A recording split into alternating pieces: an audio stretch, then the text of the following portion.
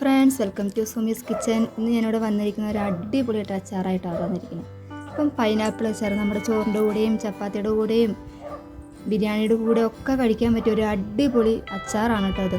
അപ്പം ഈ വീഡിയോ എല്ലാവരും ഒന്ന് മിസ്സാവാതെ കാണുക. അപ്പോൾ ഈ വീഡിയോ ഇഷ്ടമായ എല്ലാവരും ഒന്ന് ലൈക്ക് ചെയ്യാനും സബ്സ്ക്രൈബ് ചെയ്യാനും ഒന്നും മറക്കരുത്. അപ്പോൾ നമുക്ക് വേഗം വീഡിയോയിലേക്ക് കിടക്കാം. അതിനായിട്ട് ഞാൻ ഒരു അത്യാവശ്യം വലിയ പൈനാപ്പിൾ തന്നെ എടുത്തിട്ടുണ്ട്.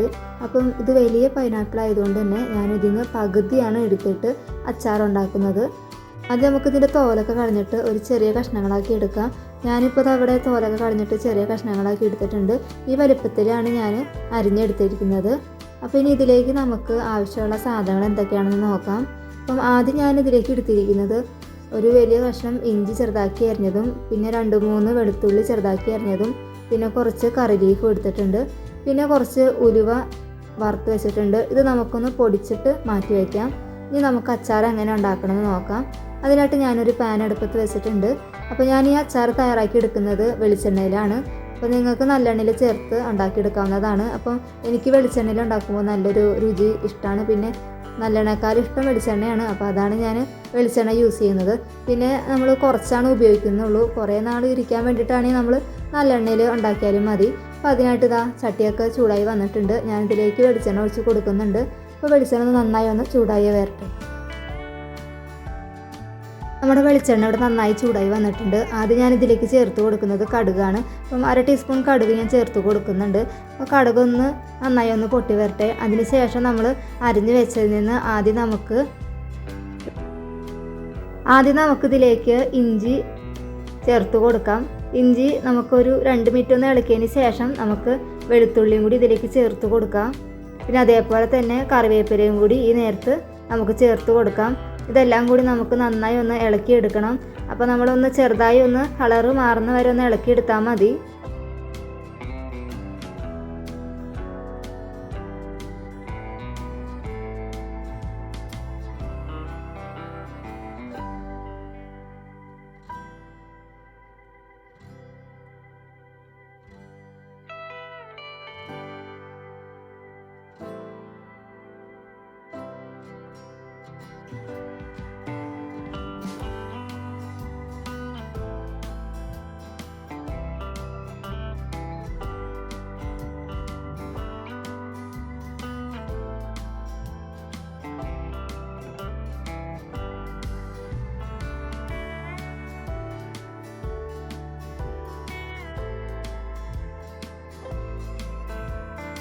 ഇതിപ്പോൾ 2-3 മിനിറ്റ് നമ്മൾ ഇളക്കി കൊടുത്തിട്ടുണ്ട്. ഇനി നമുക്കിതിലേക്ക് പൊടികൾ ചേർത്ത് കൊടുക്കാം. അപ്പോൾ ഞാനിതിൽ ആദ്യം ചേർത്ത് കൊടുക്കുന്നത് 1 ടീസ്പൂൺ മുളക് പൊടിയും പിന്നെ 1 ടീസ്പൂൺ കാശ്മീരി ചില്ലി പൗഡറും കൂടിയിട്ട് രണ്ടും മിക്സാക്കി ചേർത്ത് കൊടുക്കുന്നുണ്ട്.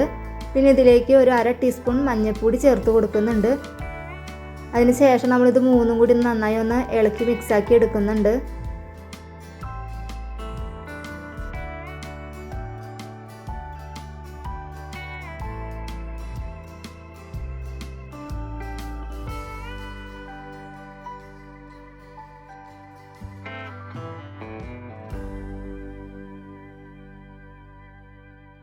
ിന് ശേഷം ഞാനിതിലേക്ക് കായപ്പൊടി ചേർത്ത് കൊടുക്കുന്നുണ്ട്. ഒരു 1/2 ടീസ്പൂൺ കായപ്പൊടി ഇതിലേക്ക് ചേർത്ത് കൊടുക്കുന്നുണ്ട്. പിന്നെ നമ്മൾ ആദ്യം പൊടിപ്പിച്ച് വെച്ച നമ്മുടെ ഉലുവപ്പൊടിയും കൂടി ഇതിൽ കുറച്ച് ചേർത്ത് കൊടുക്കുന്നുണ്ട്. അതും ഒരു 1/2 ടീസ്പൂൺ ചേർത്ത് കൊടുക്കുന്നുണ്ട്. ഇതെല്ലാം കൂടി ഒന്ന് നമുക്കൊന്ന് മിക്സാക്കി എടുക്കാം.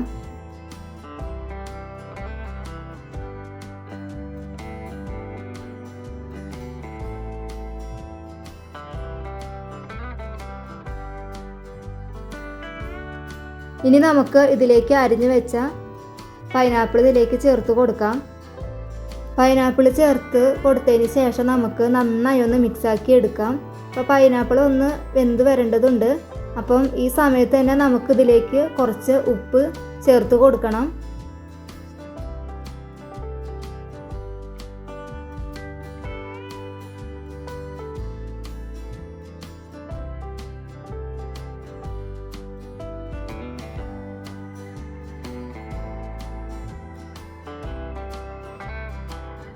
അപ്പോൾ ആവശ്യത്തിനുള്ള ഉപ്പ് ഞാനിവിടെ ചേർത്ത് കൊടുക്കുന്നുണ്ട്.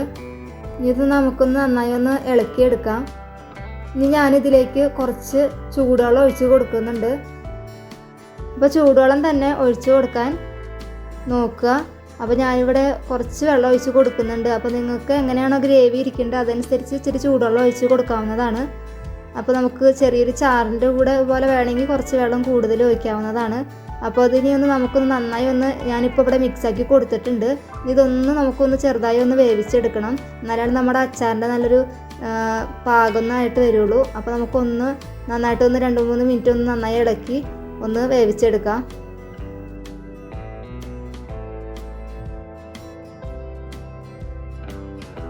ലാസ്റ്റ് നമുക്ക് ഇതിലേക്ക് കുറച്ച് വിനാഗിരിയും കൂടി ചേർത്ത് കൊടുക്കുന്നുണ്ട്. അപ്പോൾ ഇതെല്ലാം കൂടി എന്നിട്ട് നമുക്ക് നന്നായി മിക്സാക്കി എടുക്കാം. അപ്പം നമ്മുടെ അച്ചാർ ഇത്ര തന്നെ ഉള്ളൂ. ഈ അച്ചാറിൻ്റെ പ്രത്യേകത എന്ന് പറഞ്ഞു കഴിഞ്ഞാൽ നമുക്ക് ചപ്പാത്തിയുടെ കൂടെയും പിന്നെ നമ്മുടെ ബിരിയാണിയുടെ കൂടെയും ചോറിൻ്റെ കൂടെയൊക്കെ കഴിക്കാൻ പറ്റിയ ഒരു അടിപൊളി അച്ചാറാണ്. നല്ല മധുരവും അതേപോലെ തന്നെ എരിവുമുള്ള ഒരു അടിപൊളി അച്ചാറാണ്. എല്ലാവരും ഇതേപോലെ ട്രൈ ചെയ്ത് നോക്കുക. അപ്പോൾ അതാ ഒന്നും കൂടി നമുക്കിതൊന്ന് സെറ്റാവാൻ ഒന്നും കൂടി വേവിച്ചെടുക്കാം. അപ്പോൾ ഇതാ ഇവിടെ നന്നായി അടിപൊളിയായിട്ട് അച്ചാർ റെഡി ആയിട്ട് വന്നിട്ടുണ്ട്. അപ്പം ഇതേപോലെ എല്ലാവരും ട്രൈ ചെയ്ത് നോക്കുക. അപ്പോൾ എൻ്റെ വീഡിയോ ഇഷ്ടമായ എല്ലാവരും ലൈക്ക് ചെയ്യാനും സബ്സ്ക്രൈബ് ചെയ്യാനൊന്നും മറക്കരുത്. അപ്പോൾ ഇതേപോലത്തെ നല്ല വീഡിയോ ആയിട്ട് നമുക്ക് വീണ്ടും കാണാം. Thank you for watching.